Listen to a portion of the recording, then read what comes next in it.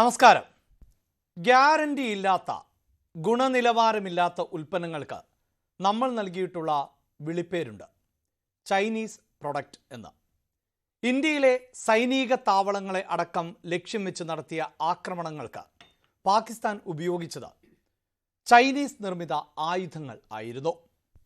ആ ആയുധങ്ങൾ എല്ലാം ഇന്ത്യ അനായാസം അടിച്ചു വീഴ്ത്തിയപ്പോൾ ചിലർക്കെങ്കിലും സംശയം തോന്നിക്കാണും, അതും ഡ്യൂപ്ലിക്കേറ്റ് ആയിരുന്നു എന്ന്. വലിയ സൈനിക ശക്തിയായി വളർന്നു എങ്കിലും 4 പതിറ്റാണ്ടിലേറെയായി ഒരു വലിയ യുദ്ധത്തിലും ചൈന പങ്കെടുത്തിട്ടില്ല. അതുകൊണ്ട് തന്നെ ചൈനീസ് ആയുധങ്ങളുടെ ശേഷിയുടെ പരീക്ഷണം കൂടിയായിരുന്നു പാകിസ്ഥാൻ നടത്തിയത്. ആ പരീക്ഷണത്തിൽ ഇന്ത്യയോട് അമ്പേ പരാജയപ്പെടുമ്പോൾ ചൈനയ്ക്ക് ഉണ്ടാകുന്ന അസഹിഷ്ണുത സ്വാഭാവികമാണ്. എന്നാൽ അതിൻ്റെ പേരിൽ ചൊറിയാനാണ് ഭാവമെങ്കിൽ അതിന് മുതിരേണ്ട എന്ന് കൃത്യമായ മുന്നറിയിപ്പാണ് ഇന്ത്യ നൽകുന്നത്. അരുണാചൽ പ്രദേശിലെ പല സ്ഥലങ്ങളുടെയും പേര് മാറ്റി ചൈനീസ് പേരുകൾ ഇട്ട് അതിൻ്റെ പട്ടികയാണ് ഇപ്പോൾ ചൈന വീണ്ടും പുറത്തുവിട്ടിട്ടുള്ളത്. അസംബന്ധം എന്ന് പ്രതികരിച്ച നമ്മുടെ വിദേശകാര്യ മന്ത്രാലയം അരുണാചൽ പ്രദേശ് ഇന്ത്യയുടെ അവിഭാജ്യ ഘടകമെന്ന് അസന്നിഗ്ധമായി വ്യക്തമാക്കിയിട്ടുണ്ട്. പേര് മാറ്റിയെന്ന് അവകാശപ്പെട്ടതുകൊണ്ട് അതിൽ മാറ്റം വരില്ല എന്നുമാണ് ഇന്ത്യയുടെ പ്രതികരണം. ഇതിനിടെ ചൈനയുടെ ഔദ്യോഗിക വാർത്താ ഏജൻസി സിൻഹുവിൻ്റെയും ചൈനീസ് കമ്മ്യൂണിസ്റ്റ് പാർട്ടിയുടെ ടാബ്ലോയിഡ് ഗ്ലോബൽ ടൈംസിൻ്റെയും എക്സ് അക്കൗണ്ടുകൾ ഇന്ത്യ നിരോധിച്ചു. ഇന്ത്യ പാക് സംഘർഷ സമയത്ത് ഇന്ത്യക്കെതിരെ വസ്തുതാവിരുദ്ധമായ വാർത്തകൾ തുടർച്ചയായി നൽകിയതിനെ തുടർന്നാണ് നിരോധനം. പാകിസ്ഥാനെ പരസ്യമായി പിന്തുണച്ച തുർക്കിക്കും അസർബൈജാനും പണി കിട്ടിത്തുടങ്ങി. സ്പെഷ്യൽ ഡിബേറ്റ് ഇന്ന് ചർച്ച ചെയ്യുന്നത് ഈ വിഷയമാണ്. ചർച്ചയിൽ പങ്കെടുക്കുന്നത് ശ്രീ ഷാബു പ്രസാദ്, വിദേശകാര്യ നിരീക്ഷകൻ, ശ്രീ മിഥുൻ വിജയകുമാർ, പ്രൊഫസർ ജോസ് കുട്ടി Abraham, Shri MS Venugopal, brigadier Venu Nair എന്നിവർ ആണ്. ആദ്യം വേണുഗോപാൽ സാർ, നമ്മൾ കഴിഞ്ഞ ദിവസങ്ങളിലൊക്കെ പ്രതീക്ഷിച്ചതാണ് ഒരു പക്ഷേ പാകിസ്ഥാന് ശേഷം ചൈനയുമായി ബന്ധപ്പെട്ട് നേരത്തെ തന്നെ നമുക്കറിയാം, ഇന്ത്യയുടെ സുരക്ഷാ പ്രശ്നങ്ങളെ തുടർന്ന് ചില ആപ്പുകളും സോഷ്യൽ മീഡിയ പ്ലാറ്റ്ഫോമുകളും ഒക്കെ ഇന്ത്യ വിലക്കിയിട്ടുള്ളതാണ്. അതിന് പിന്നാലെ ആണ് ഇപ്പോൾ ഇന്ത്യക്ക് എതിരെ തുടർച്ചയായി വാർത്തകൾ നൽകുന്ന പ്ലാറ്റ്ഫോമുകൾ കൂടി നിരോധിച്ചിട്ടുള്ളത്. ആ നിരോധനമടക്കം ഒരു മുന്നറിയിപ്പായി കാണുന്നുണ്ടോ?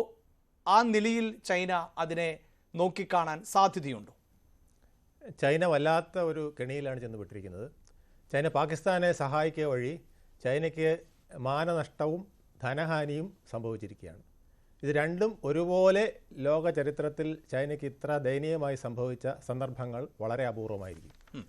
ചൈനയുടെ ഇന്നത്തെ അവസ്ഥ എന്ന് പറയുന്നത് അവരുടെ ഓഹരി വിപണി ഇടിഞ്ഞു പോയിരിക്കുകയാണ്. അതായത് ടാരിഫ് പ്രശ്നത്തിൽ ഒരു എഗ്രിമെൻ്റ് ഉണ്ടാക്കിയപ്പോൾ ചൈനയുടെ ഓഹരി വിപണി ഒരുവിധം ഭേദപ്പെട്ട് നിന്നതാണ്.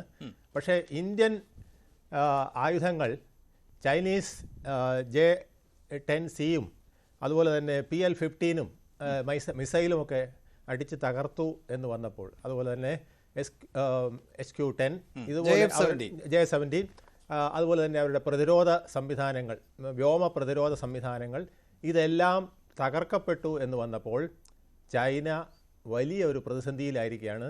ചൈനയുടെ ആയുധങ്ങൾ വാങ്ങിയവരൊക്കെ ആപ്പിലായോ എന്ന് ചിന്തിച്ചിരിക്കുകയാണ്. അവരിനി ഞങ്ങളുമായിട്ടുള്ള കരാറിൽ ഏർപ്പെടുമോ എന്ന സംശയത്തിൽ മിക്ക ഡിഫൻസ് സ്ഥാപനങ്ങളും എത്തിച്ചേർന്നു. ഇതോടുകൂടി ചൈന വലിയ പ്രതിസന്ധിയിലായിരിക്കുകയാണ്. അതേസമയം ഇന്ത്യക്ക് ഈ ഓപ്പറേഷൻ സിന്ദൂർ കൊണ്ടുണ്ടായ ഏറ്റവും വലിയ ഗുണം ലാറ്റിൻ അമേരിക്ക, ആഫ്രിക്ക, അതുപോലെ തന്നെ ഫാർ ഈസ്റ്റ് കൺട്രീസ് എല്ലാം ഇന്ത്യൻ ആയുധങ്ങൾ വാങ്ങിയാലോ എന്ന ഒരു ചിന്തയിലേക്ക് വന്നിരിക്കുന്നു. ചിലരൊക്കെ ഇപ്പോൾ തന്നെ നമ്മളെ സമീപിച്ചിരിക്കുന്നു എന്നാണ് മനസ്സിലാക്കുന്നത്. ഇത് ചൈനയെ സംബന്ധിച്ചിടത്തോളം വലിയ ഒരു പ്രതിസന്ധിയാണ്. ചൈന ഒന്നാമതേ ഇപ്പോൾ വളരെ ബുദ്ധിമുട്ടിലാണ്. ട്രേഡ് US-ഉമായിട്ട് കുറച്ച് ബുദ്ധിമുട്ടുണ്ട്. 24 അവരൊരു ഡിഫ്ലേഷൻ്റെ സ്റ്റേജിലാണ് നിന്നിരുന്നത്. ഇതിൽ നിന്നൊക്കെ കരകയറി വരുന്നതിന് അവർ പ്രധാനമായിട്ട് കണ്ടത് ഈ ഒരു യുദ്ധമായിരുന്നു. ഇന്ത്യയും പാകിസ്ഥാനും തമ്മിലുള്ള യുദ്ധം നീണ്ടു നിൽക്കുകയും കുറേ പണം അങ്ങനെ അടിച്ചു മാറ്റാമെന്നും IMF-ൽ നിന്ന് കിട്ടുന്ന പണം ഉൾപ്പെടെ പാകിസ്ഥാൻ വഴി ചൈനയിലേക്ക് എത്തിക്കാമെന്നുമൊക്കെയുള്ള അവരുടെ വ്യാമോഹമെല്ലാം തകർന്നു എന്ന് മാത്രമല്ല, നിലവിലെ അവരുടെ മൊത്തത്തിലുള്ള ആയുധ ട്രേഡിൽ അവർക്ക് ഇടിവ് വന്നിരിക്കുന്നു. എന്നാൽ ഇന്ത്യയുടെ അത്തരത്തിലുള്ള സാധ്യതകൾ വളരെയധികം വർദ്ധിക്കുകയും ചെയ്തിരിക്കുന്നു. ഇതിനു പുറമെ ഏഷ്യൻ കവാടത്തിൻ്റെ കാവൽക്കാരൻ ഇന്ത്യയാണ് എന്ന് ഇന്ന് വെസ്റ്റേൺ മേഖലയിൽ മൊത്തത്തിൽ ഒരു സംസാരം വന്നിരിക്കുന്നു. ചൈനയാണ് ഏഷ്യയിലെ കാവൽക്കാരൻ എന്നാണ് പറഞ്ഞിരുന്നത്. പക്ഷേ ഇന്ത്യയുടെ എയർ അതുപോലെ തന്നെ നാവിക കര സേനകളുടെ ഡിഫൻസ് സിസ്റ്റവും അവരുടെ കേപ്പബിലിറ്റിയും കണ്ടപ്പോൾ ഇതൊരു നാലാം ശക്തി മാത്രമല്ല, അതിനേക്കാൾ വലിയൊരു ശക്തിയായി ഇന്ത്യ ഉയർന്നോ എന്ന് വെസ്റ്റേൺ കൺട്രീസിന് അതുപോലെ തന്നെ ഫാർ ഈസ്റ്റിലും ഒക്കെ ചിന്തിക്കുന്ന വിധത്തിലേക്ക് മാറിയതും ചൈനയെ ഞെട്ടിച്ചിട്ടുണ്ട്. അതുകൊണ്ടാണ് ചൈന ഇപ്പോൾ ഒരു മറയിടാനായിട്ട് ഈ പ്രശ്നങ്ങൾ ഇപ്പോൾ ആദ്യം ചൈന പറഞ്ഞത് എന്താ അറിയാമോ? ഇപ്പോൾ ചൈന പറയുന്നുണ്ട് ഞങ്ങളുടെ ആയുധങ്ങളൊന്നും അധികമൊന്നും ഞങ്ങൾ പാകിസ്ഥാനിൽ കൊടുത്തിട്ടില്ല എന്ന്. പിന്നെ പക്ഷേ അത് തെറ്റാണ്. കാരണം പാകിസ്ഥാൻ്റെ 81% ആയുധങ്ങളും ചൈന കൊടുത്തവയാണ് എന്നുള്ളതാണ്. അതായത് അവർ ശരാശരി ഓരോ വർഷം കഴിഞ്ഞ കുറേ നാളുകളായിട്ട് ഇപ്പോൾ കുറച്ച് വെച്ചിരുന്നതാണ്. പക്ഷേ വീണ്ടും അവർ ആയുധക്കോപ്പുകൾ കൂട്ടിയിരുന്നത് മുഴുവൻ ചൈനയിൽ നിന്നായിരുന്നു. ഈ കുത്തക ചൈന നിലനിർത്തിക്കൊണ്ടിരിക്കുകയാണ്. ചൈന പറയുന്നത് ഞങ്ങൾ അധികമായ ആയുധങ്ങളൊന്നും ഇപ്പോൾ പാകിസ്ഥാന് കൊടുത്തിട്ടില്ല എന്ന് വെച്ചാൽ ഈ ക്ഷീണത്തിൽ നിന്ന് എങ്ങനെയെങ്കിലും റിക്കവർ ചെയ്യണം.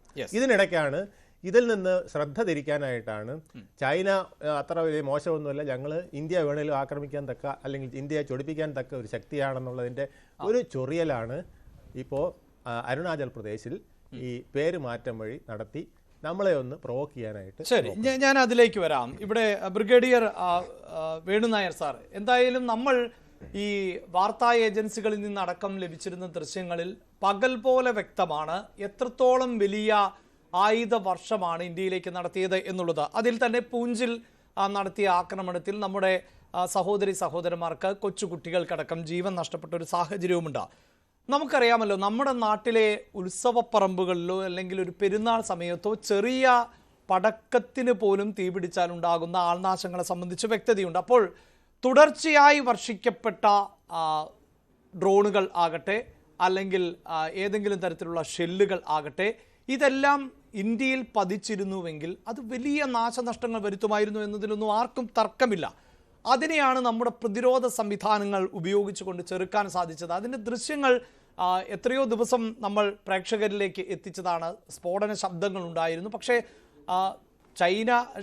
പാകിസ്ഥാൻ അവകാശപ്പെടുന്നത് പോലെയുള്ള ഒരാൾനാശമോ നമ്മുടെ വ്യോമ കേന്ദ്രത്തിൽ ഏതെങ്കിലും തരത്തിലുള്ള ഹിറ്റിങ്ങോ ഒന്നും നടന്നതായി ഇതുവരെയും ഒരു ദൃശ്യങ്ങൾ അവർക്ക് നൽകുവാൻ സാധിച്ചിട്ടില്ല. അവിടെയാണല്ലോ ഈ ആയുധങ്ങൾ എന്നത്. എന്തൊക്കെ പറഞ്ഞാലും നമ്മൾ ആരും യുദ്ധത്തെ ആഗ്രഹിക്കുന്നില്ല എന്ന് പറയുമ്പോൾ പോലും ആയുധങ്ങൾ പ്രധാനപ്പെട്ടതായി മാറുന്നത്. ചൈനയെ സംബന്ധിച്ചിടത്തോളം ഇപ്പോൾ ഈ പാകിസ്ഥാനേറ്റ തിരിച്ചടി എന്നത് ചൈനയ്ക്കും ആയുധപരമായി അല്ലെങ്കിൽ സൈനികമായ ഒരു തിരിച്ചടിയാണോ?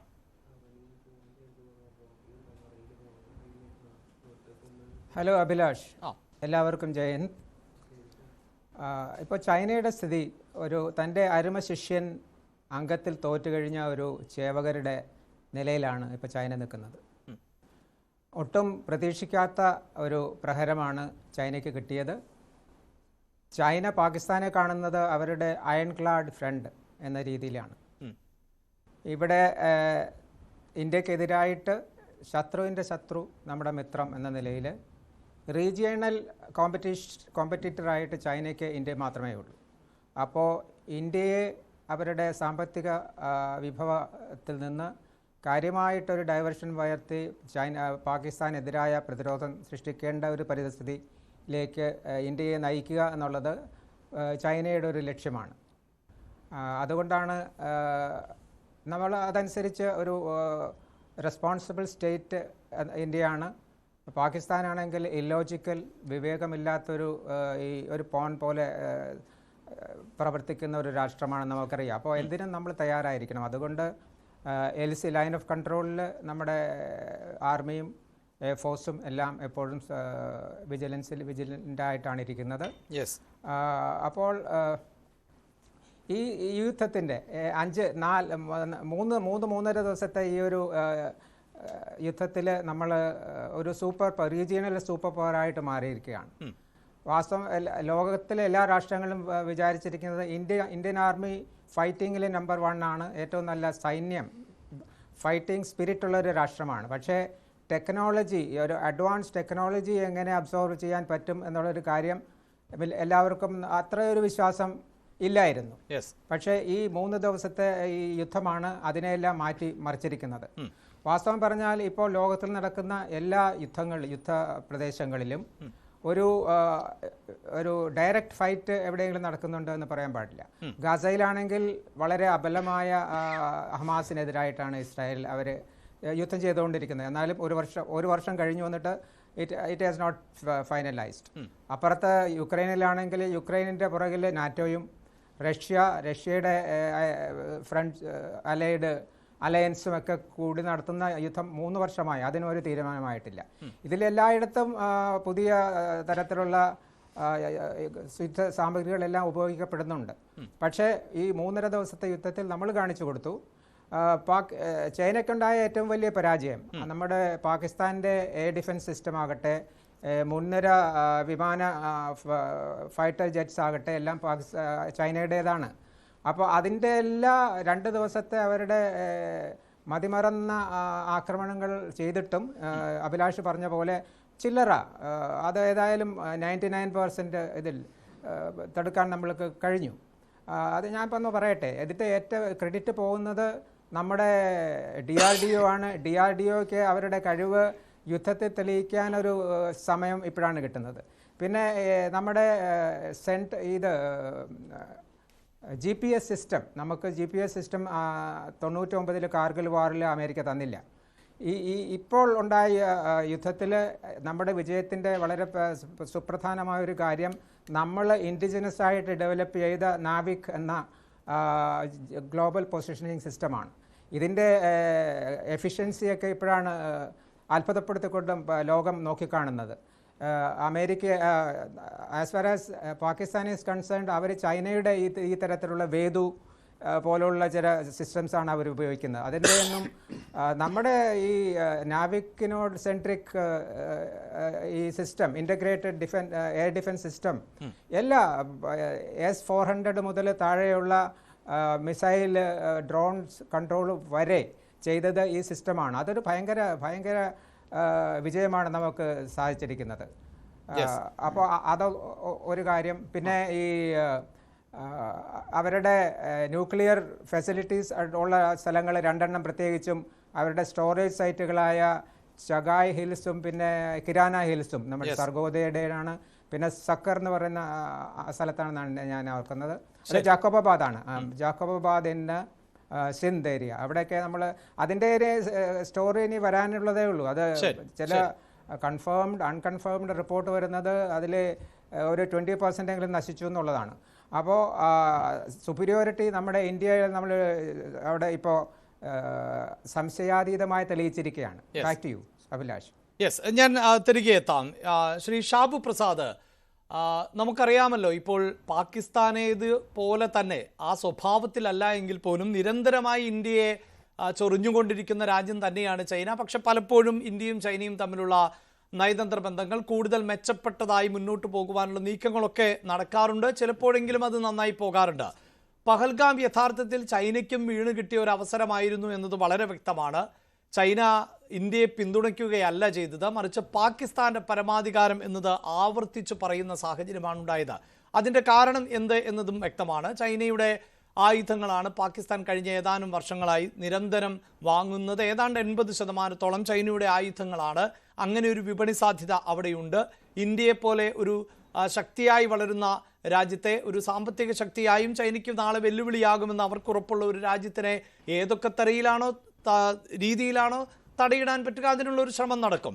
അതിൽ തന്നെ ഈ ആയുധ കരുത്ത് എന്നതും വളരെ പ്രധാനപ്പെട്ടതാണല്ലോ. ഇപ്പോൾ ഈ അടുത്ത കാലത്തായിരുന്നു കമ്മ്യൂണിസ്റ്റ് പാർട്ടിയുടെ ഒരു നേതാവ് തന്നെ കേരളത്തിൽ യുദ്ധം ഒന്നിനും പരിഹാരമല്ല, സമാധാനമാണ് വേണ്ടത് എന്ന് പറയുമ്പോൾ ലോകത്തെ ഏറ്റവും കൂടുതൽ ആയുധങ്ങൾ ഉൽപ്പാദിപ്പിക്കുന്നതും ഒരു കമ്മ്യൂണിസ്റ്റ് രാജ്യമാണ്. ഏതാണ്ട് 40ഓളം രാജ്യങ്ങളിലേക്ക് ആയുധങ്ങൾ വിൽപ്പന നടത്തുന്നതും കമ്മ്യൂണിസ്റ്റ് രാജ്യമാണ് എന്നതും വസ്തുതയായി തന്നെ അവിടെ നിൽക്കുകയാണ്. അപ്പോൾ ആയുധങ്ങൾ എന്നതിന് നമുക്ക് നിസ്സാരമായി കാണാനാകില്ല എന്ന് പഹൽഗാമിന് ശേഷമുള്ള സാഹചര്യമൊക്കെ തെളിയിച്ചു കഴിഞ്ഞു. അവിടെ ചൈനയെപ്പോലെ 40 രാജ്യങ്ങൾക്കെങ്കിലും ആയുധങ്ങൾ വിൽക്കുന്ന ഒരു രാജ്യത്തിന് ഈ പരീക്ഷണത്തിൽ പരാജയപ്പെട്ടു പോയി എന്ന് ഒരു പൊതു നിരീക്ഷണം ഉണ്ടാകുന്നുണ്ടോ? സുരേഷ് അത് ഇവിടെ സൂചിപ്പിച്ചിരുന്നു. ഒരു ആയുധത്തിൻ്റെ കരുത്ത്, അതിൻ്റെ ക്വാളിറ്റി, അത് തെളിയിക്കപ്പെടേണ്ടത് ടെസ്റ്റ് ഗ്രൗണ്ടിലും അല്ലെങ്കിൽ പരീക്ഷണശാലകളിലും ലാബിലും ഒന്നുമല്ല. അതൊക്കെ അതിൻ്റെ ഇനിഷ്യൽ ഘട്ടങ്ങൾ. ഒരു ആയുധം അത് എന്ത് തന്നെയായാലും, അത് യുദ്ധവിമാനമായാലും ശരി, പീരങ്കി ആയാലും ശരി, എന്താണെങ്കിലും ഒരു റിയൽ കോമ്പാറ്റ് സീനിലാണ്, ആ സിറ്റുവേഷനിലാണ് അത് അതിൻ്റെ കഴിവ് തെളിയിക്കേണ്ടത്. അതേപോലെ തന്നെ ഒരു സൈന്യത്തിൻ്റെ കഴിവ് എന്ന് പറയുന്നത് അതിൻ്റെ കോമ്പാറ്റ് എക്സ്പീരിയൻസ് ആണ്.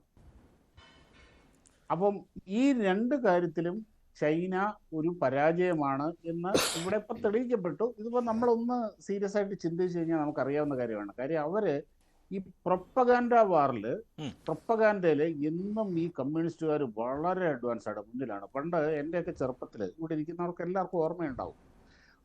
ഞാനൊക്കെ സ്കൂളിൽ പഠിക്കുന്ന സമയത്ത് എൻ്റെ വീട്ടിൽ അങ്ങനൊരു അവിടെ വരുമായിരുന്നു ഈ സോവിയറ്റ് യൂണിയൻ, സോവിയറ്റ് നാട്, സോവിയറ്റ് സമീക്ഷ, ഇങ്ങനെയൊക്കെയുള്ള ചില മാഗസിൻസ് വരുമായിരുന്നു. അതും മലയാള ഭാഷയിൽ സോവിയറ്റ് യൂണിയനിൽ അച്ചടിച്ച സാധനമാണത്.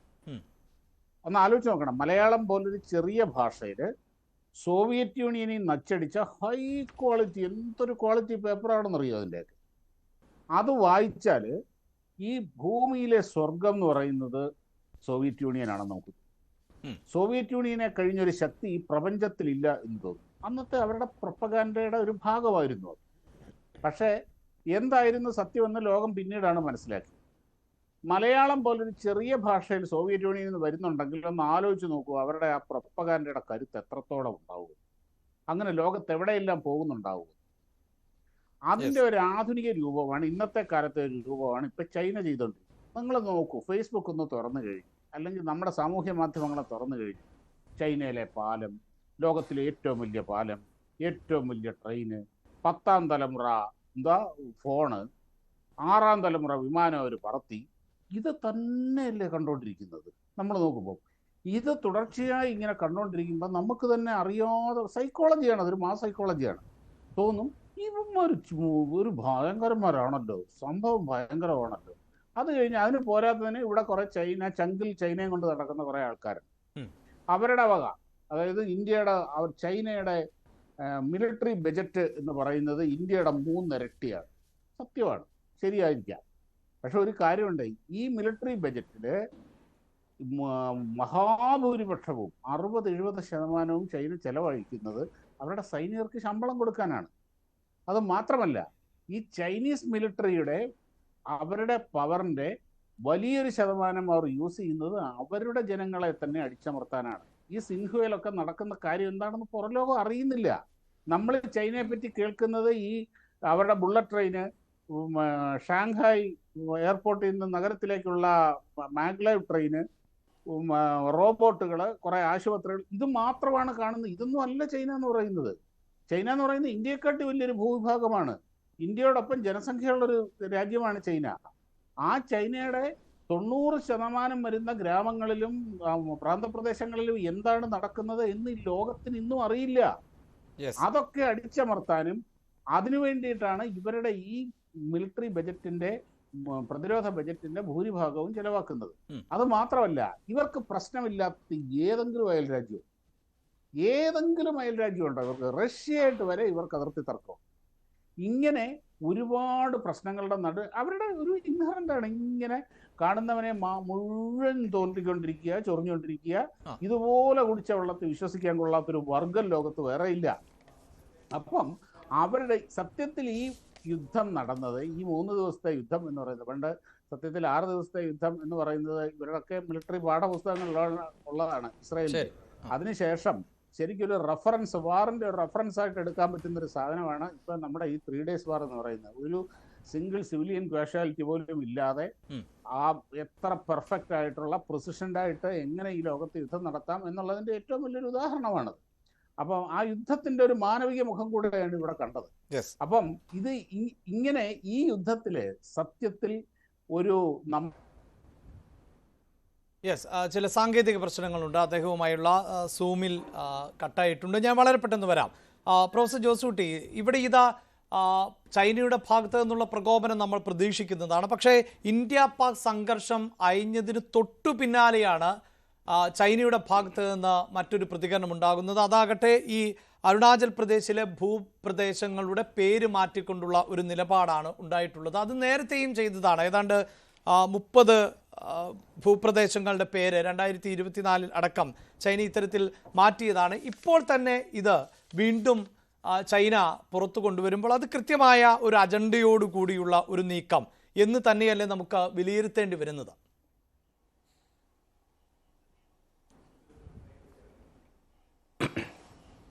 ശരിയാണ്. ഇന്ത്യയും ചൈനയും തമ്മിൽ ഒരു ശത്രുതാപരമായിട്ടുള്ള ബന്ധമാണ് നമുക്കുള്ളത്.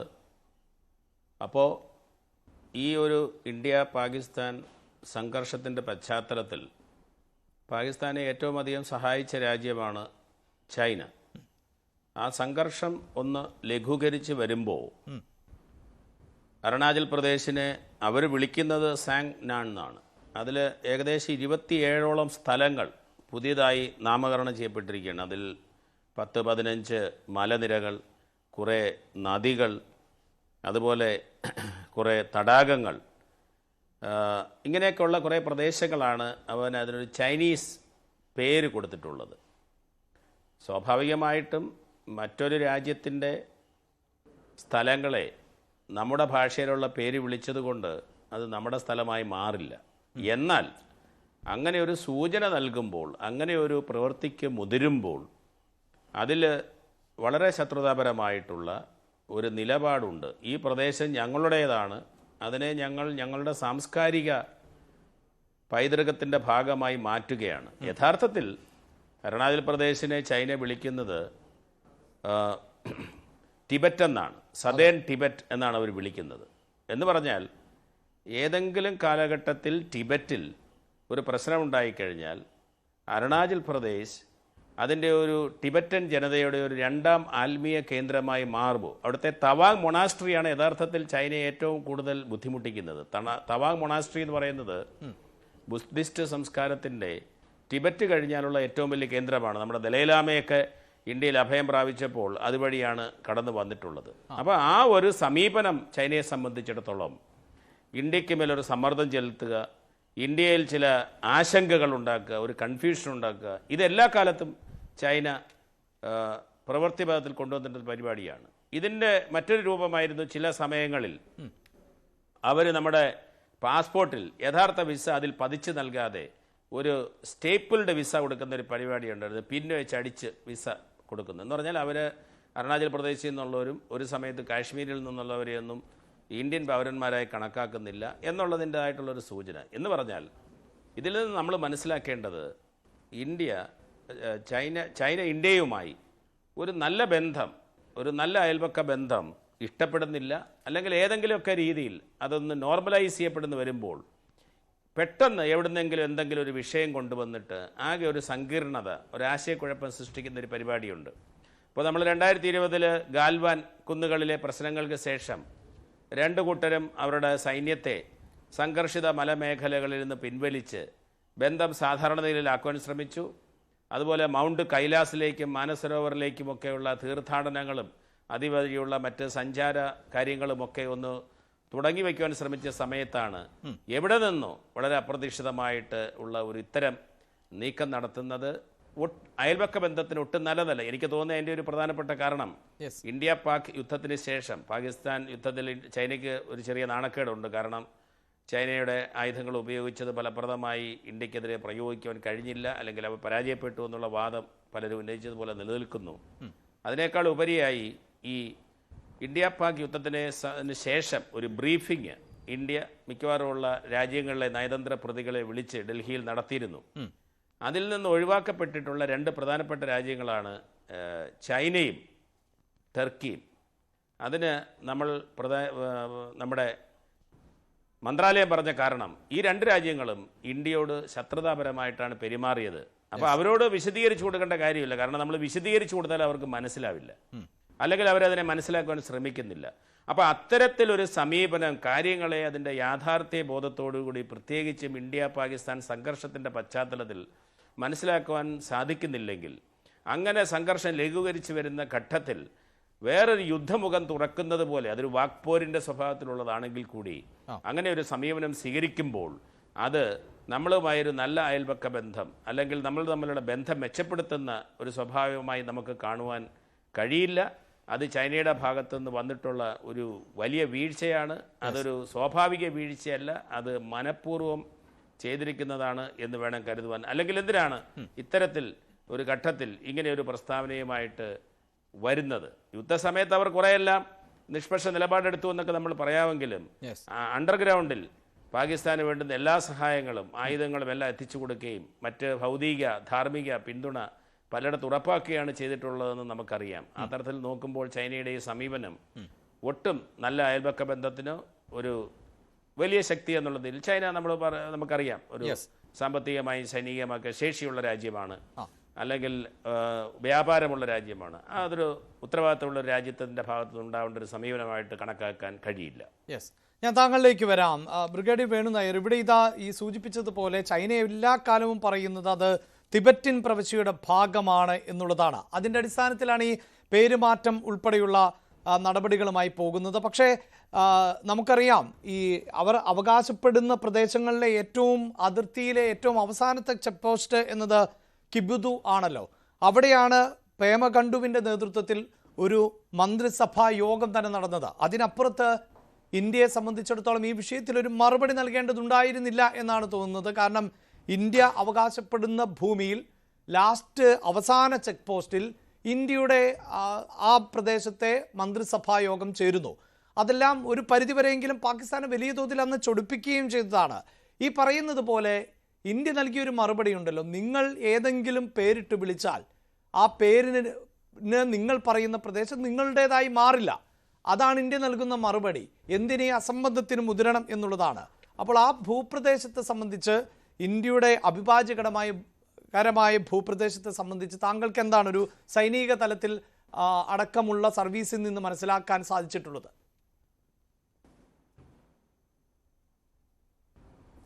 തീർച്ചയായിട്ടും അഭിലാഷ്, ഇന്ത്യക്ക് വാസ്തവം പറഞ്ഞാൽ ചൈനയായിട്ട് ഒരു ബൗണ്ടറി ഉണ്ടായിരുന്നില്ല. ഇന്ത്യ ടിബറ്റായിരുന്നു ചൈനയ്ക്കും ഇന്ത്യക്കും ഇടയ്ക്ക് ഉണ്ടായിരുന്ന രാഷ്ട്രം. അപ്പോൾ അതൊരു ബഫർ സ്റ്റേറ്റ് ആയിട്ടാണ് അന്ന് ഉണ്ടായത്. ഒരു ബ്രിട്ടീഷ് ഇന്ത്യയും ടിബറ്റുമായിട്ടുള്ള ഒരു ബൗണ്ടറി തിരിക്കൽ നടക്കുന്നത് 1914 സിംല കൺവെൻഷനിലാണ്.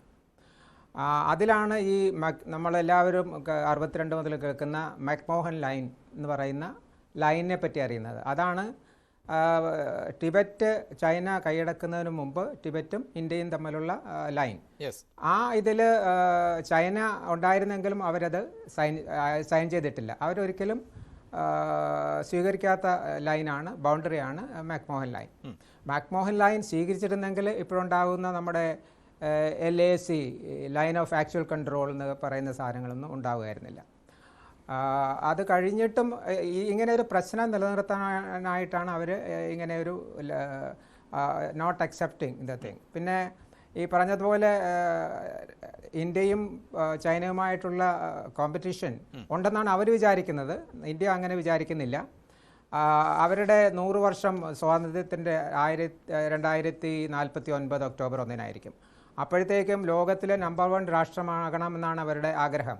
അപ്പോൾ അതിന് റീജിയണലായിട്ട് ഞാൻ ആദ്യമേ പറഞ്ഞതുപോലെ അവരുടെ ഒരു കോമ്പറ്റീറ്റർ എന്ന് അവർ മനസ്സിലാക്കുന്നത് ഇന്ത്യയാണ്. അതുകൊണ്ടാണ് ഈ ഇന്ത്യക്കെതിരായിട്ടുള്ള ഇങ്ങനെയുള്ള പ്രോബ്ലം, ഇങ്ങനെ ഒരു കൺഫ്യൂഷൻ, ഒരു ഗ്രേ സോൺ നിലനിർത്തിയാൽ അവർക്ക് എപ്പോൾ വേണമെങ്കിലും അതിന് വേണ്ടിയിട്ട് മുന്നോട്ട് വരാൻ. നമ്മളെ ഇവിടെ ഇപ്പോൾ 2020 ഗൽവാൻ അങ്ങോട്ട് ഒരു കോറിനെ കൊണ്ടുവന്ന കാര്യങ്ങളൊക്കെ നമ്മൾ മനസ്സിലായല്ലോ. ഇതിന് പിന്നെ വേറൊരു കാര്യം, ഇവരുടെ ഫിലോസഫി എന്താണെന്ന് വെച്ചാൽ ചൈനക്കാരുടെ to win a war without fighting, യുദ്ധം ചെയ്യാതെ യുദ്ധം ജയിക്കുക എന്നുള്ളതാണ് അവരുടെ ഇത്. പിന്നെ വേറെ അവർ പറയുന്നത് അവരുടെ ഫിലോസഫിയിൽ സത്യം ആപേക്ഷികമാണെന്നാണ്. It's depends on the situation എന്നുള്ളതാണ്. അതാണ് അവരുടേത്. പിന്നെ അങ്ങനെ വരുമ്പോൾ ഇങ്ങനെയുള്ള ഈ മനസ്ഥിതി ഇരിക്കുമ്പോഴാണ് അവർ പിന്നെ ഈ സലാമി സ്ലൈസിങ്ങിലാണ് അവർ പോകുന്നത്. നേരിട്ടുള്ളൊരു യുദ്ധം ചെയ്യാൻ അവരൊരിക്കലും തയ്യാറല്ല. ഒന്നാമത് അവരുടെ ഇപ്പോഴത്തെ ആർമി മെയിൻലി കോൺസ്ക്രിപ്റ്റ് ചെയ്തവരാണ്.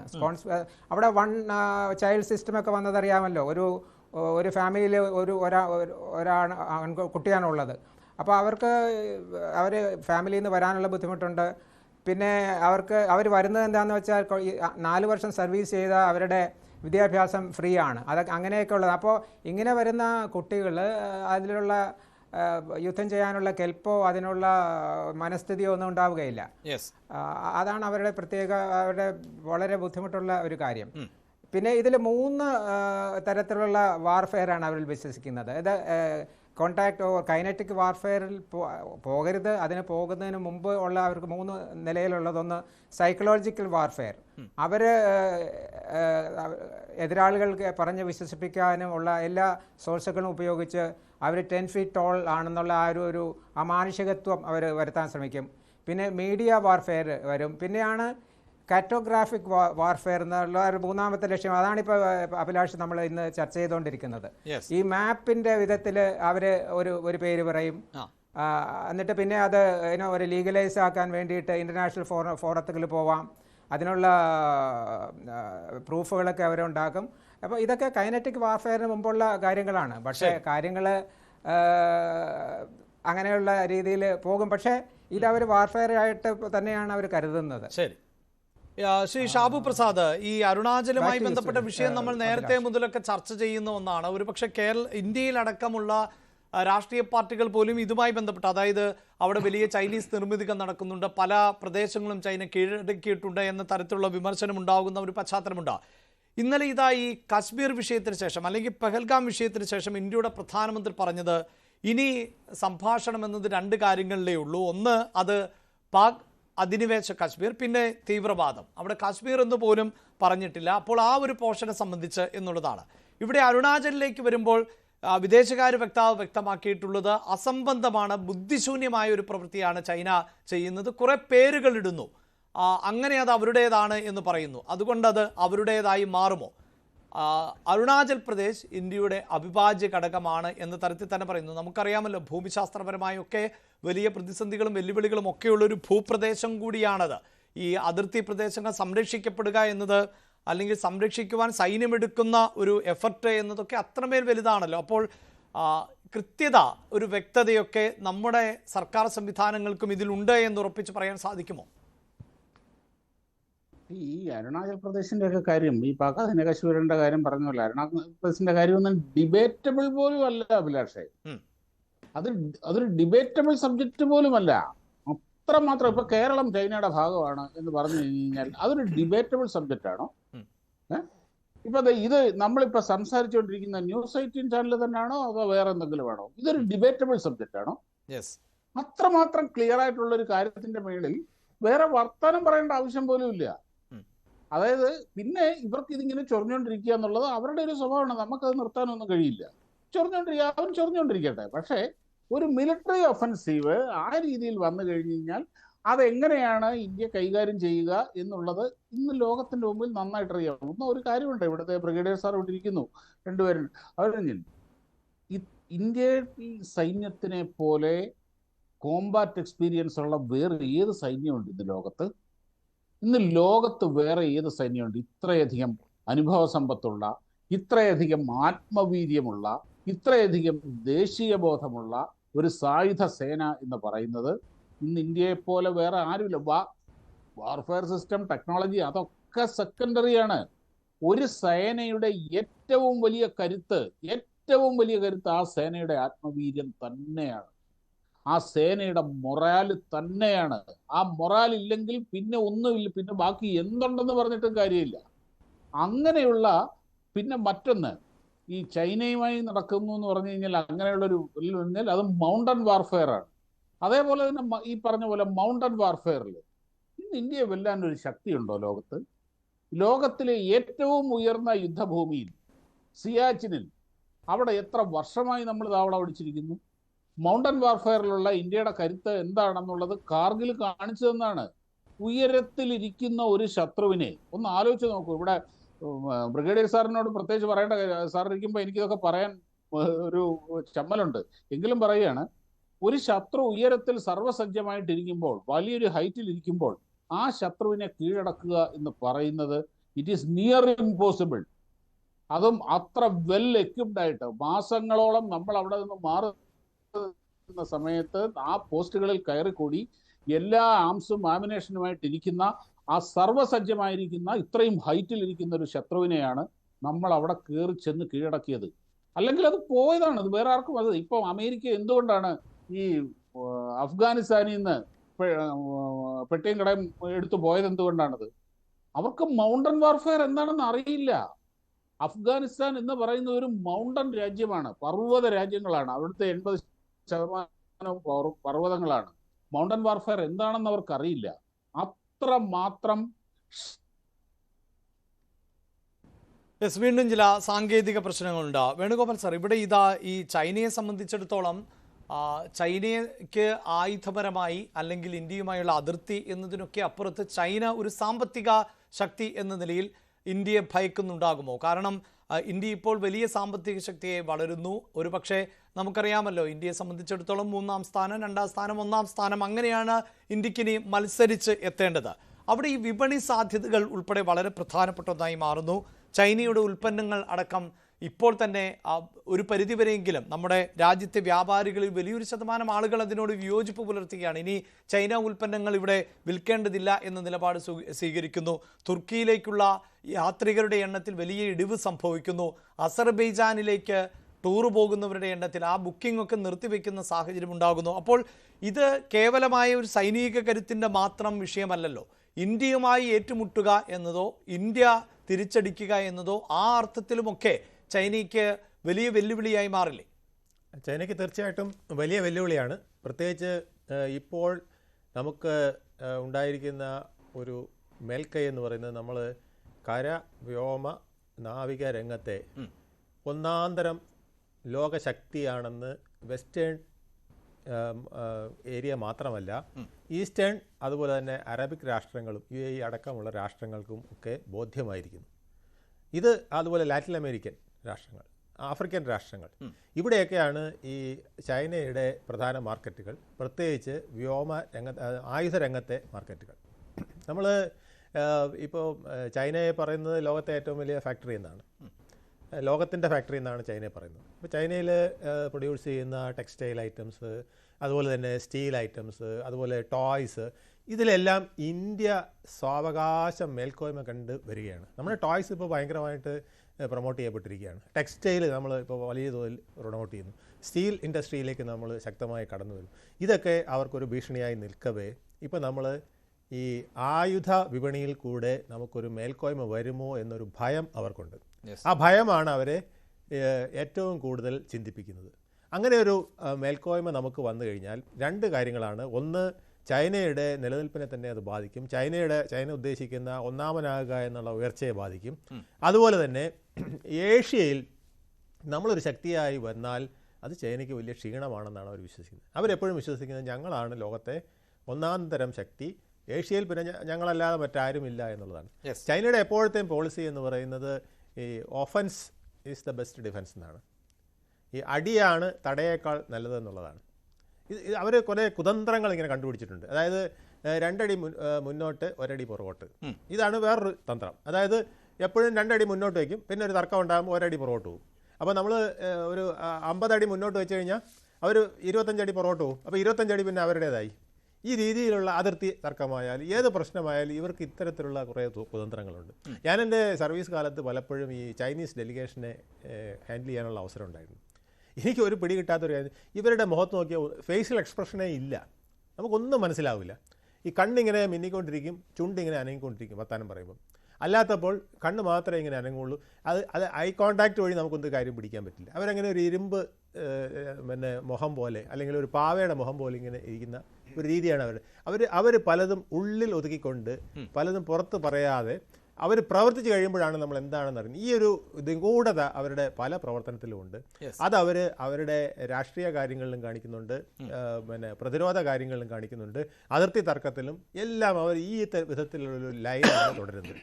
പിന്നെ അവരുടെ ഒരു പ്രധാന ഗുണം എന്ന് പറയുന്നത് വില കുറച്ച് സാധനം കൊടുക്കുന്നു എന്നുള്ളതാണ്. കാരണം അവിടുത്തെ ജനങ്ങൾ ഏറ്റവും കൂടുതൽ മനുഷ്യാവകാശ ധ്വംസനം നടക്കുന്ന ഒരു രാഷ്ട്രം എന്ന് പറയുന്നത് ചൈനയാണ്. ആ ചൈനയിലെ ജനത്തിനെ ഇടിച്ച് പിഴിഞ്ഞ് അവരുടെ നീരെടുത്താണ് ഈ ഓരോ സാധനങ്ങളും പ്രൊഡ്യൂസ് ചെയ്യുന്നത്. അതുകൊണ്ട് അവർക്ക് വില കുറച്ച് കൊടുക്കാൻ കഴിയുന്നു എന്നുള്ളത് മാത്രമാണ് അവരുടെ ഒരു ക്വാളിറ്റി ആയിട്ട് ലോകത്ത് പലയിടത്തും ഇപ്പോഴും കണ്ടിരിക്കുന്നത്. ആ വിലക്കുറവിലാണ് അവർ പലപ്പോഴും പിടിച്ചു നിൽക്കുന്നത്. പക്ഷേ വിലക്കുറവ് കൊണ്ട് ആയുധങ്ങളിൽ അങ്ങനെ പറ്റില്ല. അതിൻ്റെ ക്വാളിറ്റി വളരെ പ്രധാനമാണ്. ഇല്ലെങ്കിൽ രാജ്യത്തിൻ്റെ സുരക്ഷിതത്വം അപകടത്തിലാകും എന്നുള്ളത് പാകിസ്ഥാനിൽ ഇപ്പോൾ ബോധ്യമായിരിക്കുന്നു. ഏതാനും മാസങ്ങൾ, ചിലപ്പോൾ വർഷങ്ങൾ വരെ നീണ്ടുപോകുമെന്നാണ് ഈ വാറിനെ കുറിച്ച് വെസ്റ്റ് ഉൾപ്പെടെയുള്ളവർ പ്രതീക്ഷിച്ചത്. കാരണം ഒരു യുദ്ധം തുടങ്ങി അങ്ങനെ അവസാനിക്കുകയുള്ളൂ, അതൊരിക്കലും ഇതാകുമല്ലോ. പക്ഷേ 3 ദിവസം കൊണ്ട് നമ്മൾ മർമ്മപ്രധാന സ്ഥാനങ്ങളെല്ലാം തകർത്തുകൊണ്ട് ആ യുദ്ധത്തിന് ഒരു ഏറ്റവും ഒടുവിൽ ഏതാണ്ട് 20% നാശനഷ്ടം ഉണ്ടായി എന്നുള്ളതാണ്. 20% നാശനഷ്ടം. ഇത് റിക്കവർ ചെയ്യാൻ ഏതാനും മിനിറ്റുകൾ കൊണ്ടാണ്. അതെ, ഇത് റിക്കവർ ചെയ്യാൻ ഇനി അവർ എത്ര വർഷം മുന്നോട്ട് പോകേണ്ടതുണ്ട്. അവരുടെ മറ്റ് ആഭ്യന്തര പ്രശ്നങ്ങളൊക്കെ നിൽക്കുമ്പോൾ ഇത് അവർക്ക് നടുവൊടിഞ്ഞ ഒരു അവസ്ഥയിലാണ്. അപ്പോൾ ഇത്തരത്തിൽ വളരെ സ്ട്രാറ്റജിക്കായിട്ട് അതേസമയം സൈന്യത്തിൻ്റെയും ടെക്നോളജിയുടെയും മുഴുവൻ ശക്തി എടുക്കാൻ കഴിയും. AI പറയുന്നത് ചൈനയാണ് ഏറ്റവും മുമ്പിലെന്നാണ്. പക്ഷേ നമ്മളിന്ന് വാർ ഫീൽഡിൽ വരെ AI ഉപയോഗിച്ചിട്ട് പല അത്ഭുതങ്ങളും കാണിച്ചു എന്നുള്ളതാണ്.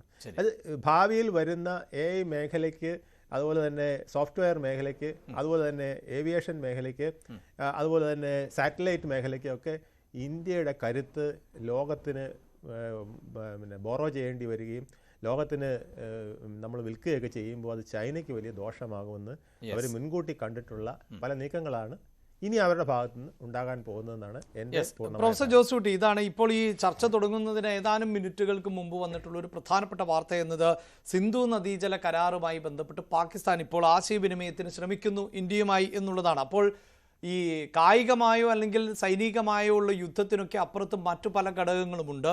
ഇവിടെ നമ്മൾ ചർച്ചയിൽ സൂചിപ്പിച്ചതുപോലെ ഏഷ്യയിലെ ഒരു പ്രധാന ശക്തി എന്ന നിലയിൽ ചൈനയ്ക്കുള്ള ഒരു മേൽക്കോയ്മ അത് വിട്ടു നൽകാൻ ചൈന ഒരിക്കലും തയ്യാറാകില്ല. അതിനിടയിലായിരുന്നു ഈ ട്രേഡ് വാർ എന്നത് അമേരിക്കയുമായി ഉണ്ടാകുന്നത്. ഇപ്പോഴിതാ ഈ പാകിസ്ഥാനെ നേരിട്ട് പിന്തുണച്ച എല്ലാ രാജ്യങ്ങളെയും ഒറ്റപ്പെടുത്തുന്ന ഒരു സാഹചര്യത്തിലേക്ക് എത്തുന്നു എന്നാണ് മനസ്സിലാക്കാൻ സാധിക്കുന്നത്. അതിൽ തന്നെ തുർക്കിയിലെയും അസർബൈജാനിലെയും യാത്ര ബഹിഷ്കരിക്കുന്നു എന്നത് ഈ ഡേറ്റകൾ അനുസരിച്ച് 2024 ഇന്ത്യയിൽ നിന്ന് ഏതാണ്ട് 3 ലക്ഷം പേർ എങ്കിലും തുർക്കിയിൽ എത്തിയിട്ടുണ്ട് എന്നാണ് മനസ്സിലാക്കാൻ സാധിച്ചത്. ഇന്ത്യയുടെ ഒരു ആ നിലയിലുള്ള കോൺട്രിബ്യൂഷൻ തന്നെ 291 മില്യൺ എന്നുള്ളതാണ്. അസർബൈജാന് 2,50,000 പേർ 308 മില്യൺ എന്നുള്ളതാണ്.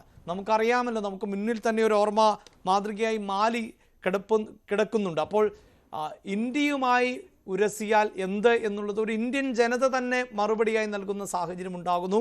അതിനപ്പുറത്ത് നമ്മുടെ ഭരണകൂടവും. അപ്പോൾ ചൈനയെ സംബന്ധിച്ച് ഈ മട്ടിൽ മാത്രം ഇതിനെ നോക്കിക്കാണുക എന്നതിനപ്പുറത്ത് ഈ വിപണി സാധ്യത, നയതന്ത്ര ബന്ധം, അതും ഒക്കെ വളരെ പ്രധാനപ്പെട്ടതല്ലേ?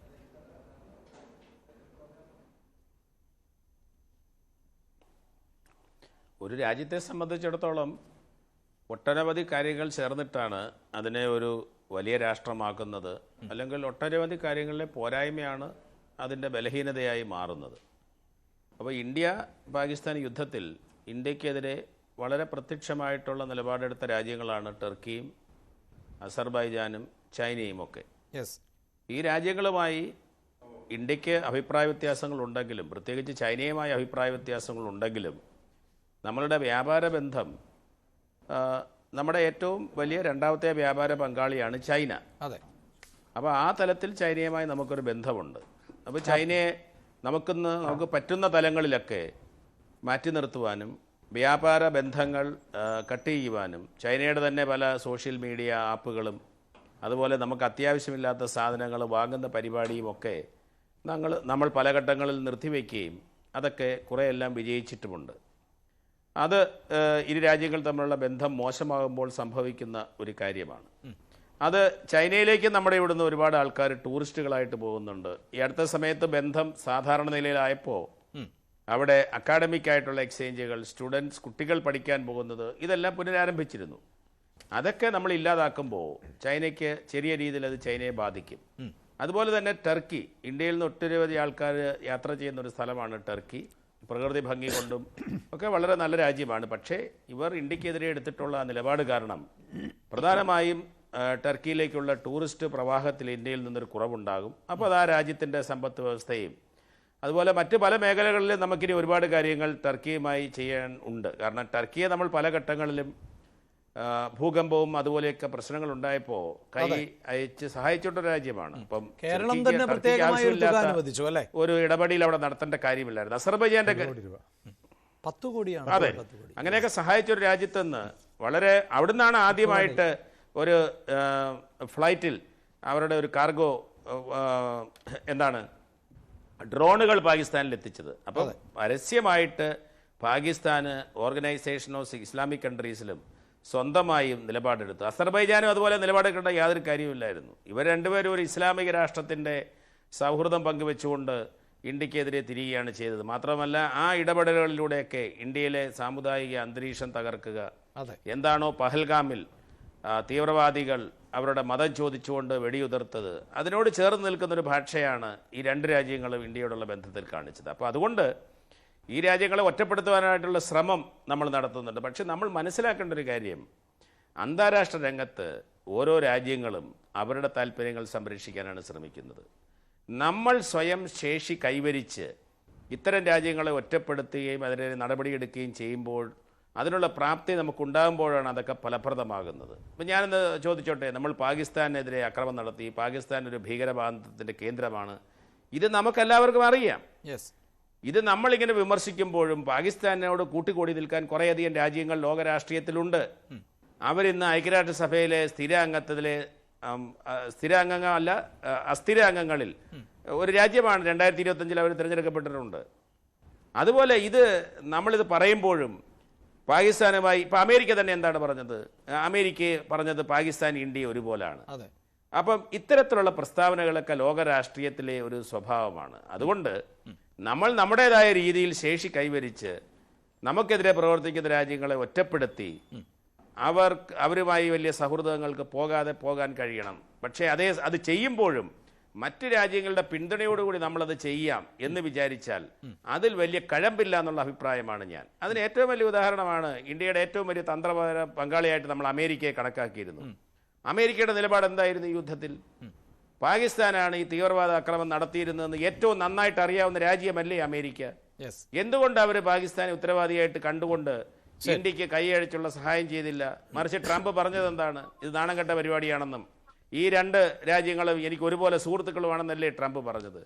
ഇതിലൊക്കെ നമുക്ക് വലിയ പാഠങ്ങളുണ്ട്. ഈ പാഠം എന്ന് പറയുന്നത് അന്താരാഷ്ട്ര രംഗത്ത് സ്ഥിരമായ സുഹൃത്തുക്കളോ ശത്രുക്കളോ ഒന്നുമില്ല. നിങ്ങൾക്ക് എന്താണോ സ്വമേധയാ, ഓഫ് കോഴ്സ് മറ്റു രാജ്യങ്ങളുടെ സഹായമൊക്കെ നമുക്ക് പലപ്പോഴും കിട്ടിയിട്ടുണ്ട്, അതൊന്നും വിസ്മരിക്കുന്നില്ല.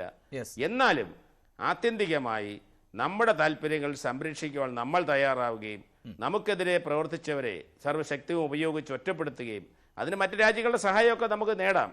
പക്ഷേ ഇതിനേക്കാളൊക്കെ ഉപരിയായി സ്വന്തമായി അതിനുള്ള ശേഷി ഉണ്ടാക്കി പ്രവർത്തിക്കുകയാണ് വേണ്ടുന്നത്. എങ്കിൽ മാത്രമേ നമ്മൾ വൻശക്തി എന്ന് പറയുന്ന ചൈനയെ നിലയ്ക്ക് നിർത്തുവാനും ടർക്കിയെ പോലെ അസർബൈജാനെ പോലുള്ള അവസരവാദികളെ വളരെ തെറ്റായ ആശയത്തിന്റെ പേരിൽ പാകിസ്ഥാന് പിന്തുണ നൽകിയിട്ടുണ്ടെങ്കിൽ അതിനൊക്കെ പോരാടാൻ നമുക്ക് കഴിയുമെന്നുകൂടി ഈ അവസരത്തിൽ നമ്മൾ ഓർക്കേണ്ടതുണ്ട്. തീർച്ചയായും അങ്ങനെയാണോ നമ്മുടെ ഭരണകൂടങ്ങൾ ഇപ്പോൾ മുന്നോട്ട് പോകുന്നത് എന്നതും പ്രധാനപ്പെട്ടതാണ്. അതിലേക്ക് വരാം. അതിനും മുമ്പ് വളരെ പെട്ടെന്നൊരു ഇടവേള.